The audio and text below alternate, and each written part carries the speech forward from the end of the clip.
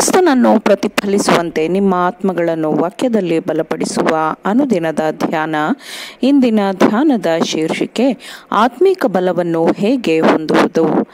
ಈ ದಿನದ ದೇವರ ವಾಕ್ಯ, ಶಾಸ್ತ್ರಗಳಿಂದ ನಿತ್ಯ ಜೀವವು ದೊರೆಯುತ್ತದೆಂದು ನೀವು ನೆನೆಸಿ ಅವುಗಳನ್ನು ವಿಚಾರಿಸುತ್ತೀರಲ್ಲ, ಅವುಗಳು ನನ್ನ ವಿಷಯದಲ್ಲಿ ಸಾಕ್ಷಿ ಕೊಡುವವುಗಳಾಗಿವೆ.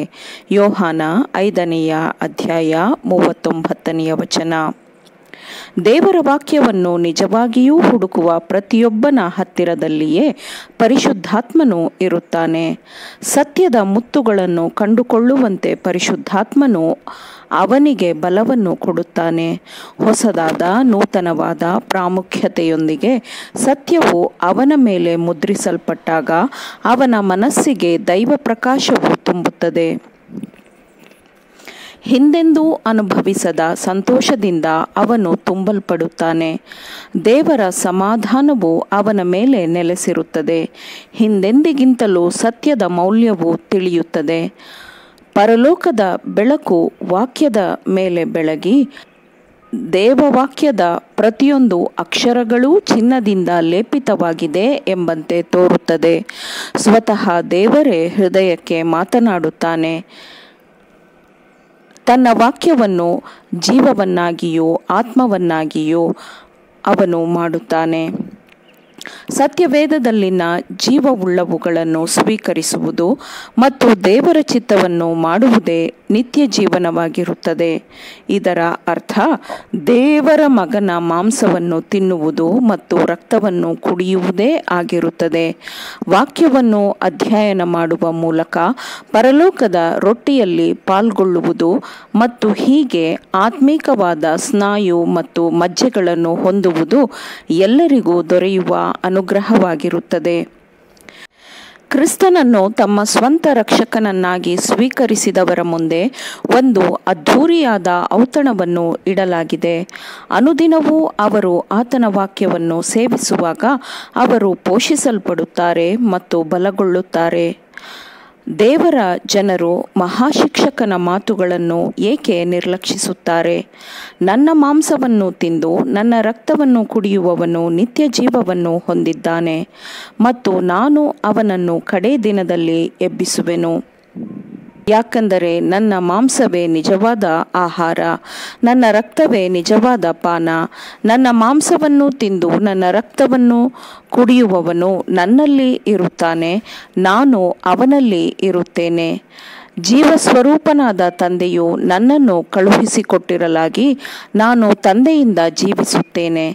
ಅದರಂತೆ ನನ್ನನ್ನು ತಿನ್ನುವವನೇ ನನ್ನಿಂದ ಜೀವಿಸುವನು.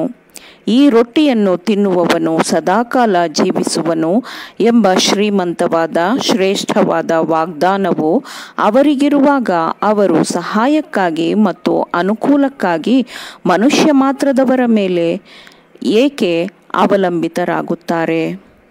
ಅವರಿಗಾಗಿ ಸಿದ್ಧಪಡಿಸಿದ ಔತಣದಲ್ಲಿ ಪಾಲುಗಾರರಾಗುವವರು ಉನ್ನತ ಮೌಲ್ಯದ ಅನುಭವವನ್ನು ಹೊಂದಿಕೊಳ್ಳುತ್ತಾರೆ. ದೇವರ ವಾಕ್ಯವನ್ನು ಮನುಷ್ಯನ ಮಾತುಗಳಿಗೆ ಹೋಲಿಸಿಕೊಂಡು, ಮನುಷ್ಯನ ಮಾತುಗಳು ಗೋಧಿಯ ಹೊಟ್ಟಿನಂತಿರುತ್ತದೆ ಎಂದು ಅವರು ಕಂಡುಕೊಳ್ಳುತ್ತಾರೆ. ನಾವು ಮಾಡುವ ಪ್ರತಿಯೊಂದು ಯೋಜನೆಯಲ್ಲಿ ನಾವು ದೇವರ ಮೇಲೆ ಸಂಪೂರ್ಣವಾಗಿ ಅವಲಂಬಿತರಾಗಿ ಕಾರ್ಯನಿರ್ವಹಿಸಬೇಕು.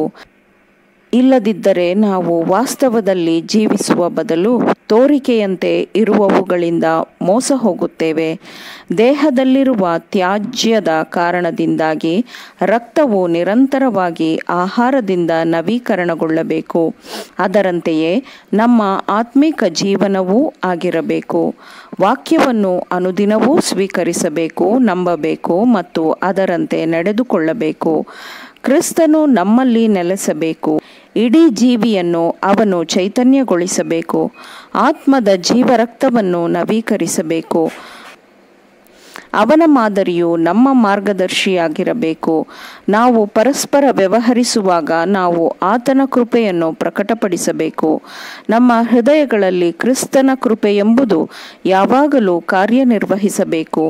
ಆಗ ಇನ್ನು ಜೀವಿಸುವವನು ನಾನಲ್ಲ, ಕ್ರಿಸ್ತನು ನನ್ನಲ್ಲಿ ಜೀವಿಸುತ್ತಾನೆ ಎಂಬುದಾಗಿ ನಾವು ಅಪೊಸ್ತಲನೊಂದಿಗೆ ಹೇಳಬಹುದು.